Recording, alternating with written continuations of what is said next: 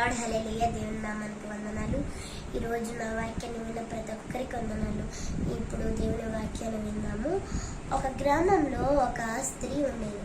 ఆమెకు ఒక పేద దాసురాలి ఒకే ఒక కుమారుడు ఉన్నప్పుడు ఏమైంది అంటే, ఆ కుమారుడు చనిపోవడంతో యేసుక్రీస్తు ప్రభు ఒకరోజు తన మార్గమున వెళ్తూ ఉన్నప్పుడు, ఈ వ్యక్తులు వెళ్తున్నప్పుడు ఆ దేవుడు ఏమన్నాడంటే, అమ్మ ఏడవద్దు. ప్రజలందరూ అదే మాట అన్నారు కదా, అమ్మ నువ్వు ఏడవద్దు, అమ్మ నువ్వు ఏడవద్దని ప్రజలందరూ చుట్టూ ఉన్నారు.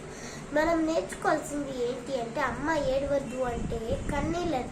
ప్రజలు ఒకవేళ మనలను ఆదరించే మాటలు చెప్పొచ్చు, అమ్మ నువ్వు ఏడవద్దు అని చెప్పినప్పటికి కూడా వాళ్ళు చెప్పిన మాట అంత పవర్ ఇవ్వకపోవచ్చు. కానీ యేసుక్రీస్తు ప్రభు చెప్పింది మాట పవర్. ఎందుకు పవర్ ఉందంటే, దేవుడు ఏడవద్దని చెప్పిండు, ఆమెను బలపరిచిండు. అట్లాగే కుమారుని కూడా దేవుడు తిరిగి అప్పగించిండు. వారు తిరిగి అప్పగించలే. కొంతమంది మా కుమారుని చనిపోయాడని ఎన్ని పూజలు చేస్తారో, కానీ అవన్నీ వ్యర్థం. కానీ యేసయ్య మాటలే మనకు బలపరిచే మాటలు. కానీ ఆ కుమారుడు చనిపోయాడంట. వాళ్ళందరూ తీసుకుపోతుంటే దేవుడు, అమ్మ నువ్వు ఏడవద్దు, మోయుచున్న వారు లారా ఆగండి అని కూడా దేవుడు చెప్పిండు. మోస్తున్న వాళ్ళు ఆగినప్పుడు దేవుడు అక్కడ నిలబడుకొని ఆ చిన్నవాడిని లేపిండు. కాబట్టి అప్పుడే మనం తర్వాత ప్రజలందరూ చెప్పిన మాటలు ఏంటి అంటే, ఆ తల్లి ఎంత సంతోషించిందంటే, ఒకవేళ దేవునికి ప్రజలు చెప్పించము నీ కష్టాన్ని బట్టి ఏడవద్దు ఏడవద్దు అని, కానీ నీ కష్టం తీరాలి అంటే యేసయ్య మాటలు మాత్రమే నీకు అవసరం. ఒక ముసలి ఆమెకు ఒక కొడుకు అంటే చాలా ఇష్టం అంట. కొంతమంది ముసలి వాళ్ళకు కూడా కొడుకులు కూతుర్లు అంటే కొంచెం ప్రేమగానే ఉంటుంది.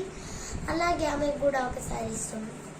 కానీ కొడుకు ఒకరోజు చేపలు కొందామని చేపలు పట్టడానికని వెళ్ళిపోతే, అలా వెళ్తూ వెళ్తూ ఆ ప్రయాణంలోనే గాలికి ఆ అబ్బాయి వాళ్ళు ఫ్రెండ్స్ అందరు ఉంటారు కదా, వాళ్ళతోనే పడవలో వెళ్తూ వెళ్తూ అతను ప్రమాదంలోనే చనిపోయాడు అనమాట. చనిపోయినప్పుడు ఈమెకు చాలా ఇష్టం కదా, కానీ ప్రజలందరూ చెప్పారంట, నీ కుమారుడు చనిపోలేదు, ఇంకా చేపలు పడితేనే ఉన్నాడని ఆమెను నమ్మించాలని అలా చెప్పిందంట. ఈమెమో తినకుండా నాకు కొడుకు ఎప్పుడు వస్తాడని ఆమె ఎదురు చూస్తూ ఉంటే రాలేదంట. ఇంకా కొడుకు, అయ్యో నా కొడుకు రాలేదని సంవత్సరం నుండి ఎదురు చూస్తుంటే ఒక ఆయన వచ్చి చెప్పిందంట, నీ కొడుకు చనిపోయిందమ్మా అన్నప్పుడు ఆమె చాలా ఏడుస్తూ ఉందంట.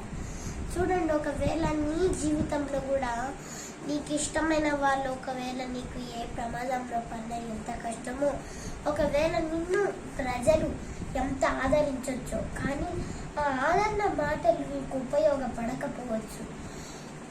యేసయ్య చేసిన అద్భుతాలు ఆయన ఏడవద్దమ్మా అంటే అది నిజంగా ఆమెను బలం తెప్పించిన మాట. అమ్మ ఏడవద్దు అని ప్రజలందరూ చెప్పారండి. ప్రజలు చెప్పిన మాట ఎందుకు నెరవేరలేదు ఆమె జీవితంలో అంటే, ప్రజలు చెప్పిన అది ఏది కాదు. మన చేతితో ఒకవేళ మనము ఒక కట్టె పుల్లలు పెట్టి, దాని మీద ఒక బలిపీఠం పెట్టి, దాని మీద ఒక గొర్రె పెట్టి, ఇది అగ్గితో కాల్చబడును కాక అంటే కాలుతుందండి, అది కాలదు. మనిషి మాటలో ఉన్న పవర్ లేదు, యేసయ్య మాటలోనే పవర్ ఉంది. కాబట్టి యేసయ్య మాటలో పవర్ ఉంది. కొంతమంది ప్రార్థనలు కూడా పవర్ ఉంటాయి, కానీ మనుషుల మాట మాత్రం బలమైనది కాదు. యేసయ్య అందరు ప్రజలు చుట్టూ చేరి నువ్వు ఏడవద్దమ్మా అన్నా ఎందుకు ఏడవలేదు. ఇంకొక విషయం మనం నేర్చుకోవాల్సింది, మనకు కష్టాలు వచ్చాల్సినప్పుడు ప్రజలు ఆదరించకుండా వాళ్ళు ఏడుస్తడం. ఒక వ్యక్తికి కూతురు, బైబిల్లో జరిగినదే, ఒక వ్యక్తికి కూతురు ఉంటే ఆ కూతురు చనిపోగానే వీణెలు ఊదేవాళ్ళు వాళ్ళందరూ వచ్చి ఏడుస్తున్నారంట. కానీ యేసయ్య ఎప్పుడైతే స్థలం లేకపోతే వాళ్ళందరూ బయటికి వెళ్ళిండ్రో అప్పుడు యేసయ్య వచ్చి ఆ ఆమెను పలకరించినందుకు ఆమె బ్రతికింది. కొంతమందిని దేవుడు బ్రతికించాడు. మనుషులు ఎప్పుడు మనలను ఏడిపిస్తారు. ఆ బాధను మనుషులు చెప్పే మాట ఏంటంటే, నువ్వు ఎందుకు ఇంకా పనికిరావు, నీ కూతురు పనికిరాదు, నీ కొడుకు పనికిరాదు, ఇక నీ జీవితం కూడా పనికిరాదని ఒక్కొక్కసారి నువ్వు చాలా బాధపరచవచ్చు. కానీ ఆ బాధను యేసయ్య ఒక సంతోషంగా చేస్తాడు. నీలో ఉన్న దుఃఖాన్ని తొలగించి ఆనందంగా చేస్తాడు. అందుకే యెషయా గ్రంథం ఎక్కువగా మన హృదయానికి అన్వయించుకోవాలి. యెషయా గ్రంథంలో ఉండే వాక్యాలన్నీ మంచి వాక్యాలే. యెషయా ప్రవక్త ద్వారా దేవుడు మాట్లాడిండు. యెషయా ప్రవక్త ద్వారా యెషయా ప్రవక్త చెప్పిన మాట ఏంటంటే, ఆయన మన దుఃఖాన్ని తుడిచి మనకు దండోర వేస్తాడంట. రాజుల అప్పట్లో దండోర ఎందుకు వేయించేవాళ్ళంటే వాళ్ళ ఆనందాన్ని బట్టి. మనకు కష్టాలను తొలగించి యేసుక్రీస్తు ప్రభు దండోర అంటే ఆనందాన్ని ఏపిస్తాడు. మన కష్టాలను బట్టి ఒక ఆనందమైన దండ మనకు ఉంటుందంట.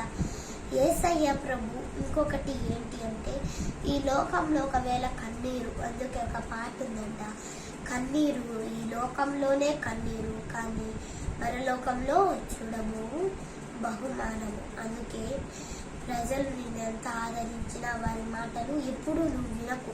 ఎందుకంటే వాళ్ళ మాటలు ఒక్కొక్కసారి నీకు అనిపించవు, నిజంగానేమో అని అనిపిస్తే నిజంగా అయితే నువ్వు అది నమ్మకూడదు. ఎందుకంటే యేసయ్య మాటలే పవర్ ఉంది, యేసయ్య మాటల్లోనే పవర్ ఉంది. ఒక బావినైనా ఆయన ఒక మంచి దాన్ని వలె వాడుకుంటాడు. మనం కూడా ఒక మట్టి పాత్రనైనా ఒక పాట పాడుకొని మనము నా సందేశాన్ని ముగిస్తాము.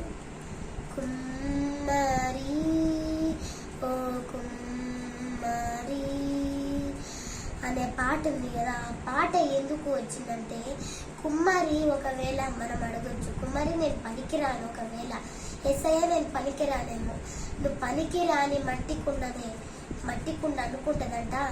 ఏంటి కుండ, నేను చాలా పాడైపోతున్నా, నన్ను అందరు చూసి నువ్వు చాలా పనికిరావు అన్నప్పటికీ కూడా బాధపడుతూ ఉంటాము. కానీ యేసయ్య ఒక కథ కూడా చిన్నప్పుడు ఉన్నది. ఏంటంటే, ఒక వ్యాపారం చేసే వ్యక్తి అంట 2 కుండలు పట్టుకోబోతే ఒకటి ఇరిగిందంట.